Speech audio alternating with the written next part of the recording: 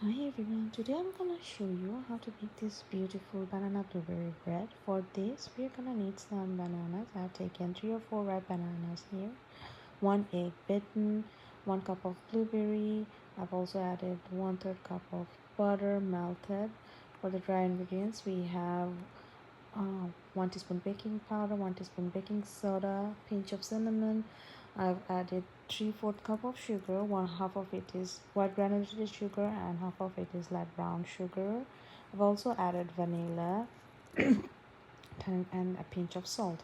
First, I've mashed all the bananas together, and then I'm gonna add my wet ingredients to it.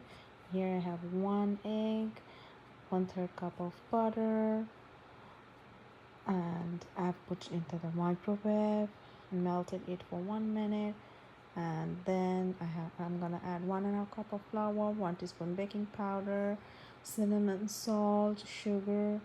First, let's add the wet ingredients together. I'm gonna put my butter in, and now I'm gonna beat my eggs to make sure that the egg white and the egg yolk are well incorporated, and then I'm gonna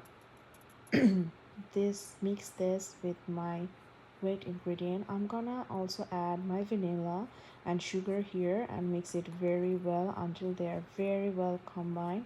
And I'm gonna sift my dry ingredients here: flour, baking powder, baking soda, cinnamon, and salt. And then I'm gonna add my dry ingredients to my wet ingredients in batches. I added them in 3 batches, and make sure not to add them all together. If you add all of them together, it's gonna make some lumps. And then I'm gonna add my blueberries here. I have floured the blueberries so that they don't sink in the bottom. Saving some blueberries to add it later on the top. They're gonna bleed through the bread and make it look pretty and also make it moist. I should have used my spatula here because the blueberries were, I was finding it very hard to mix it with the bitter. The blueberries were getting inside it.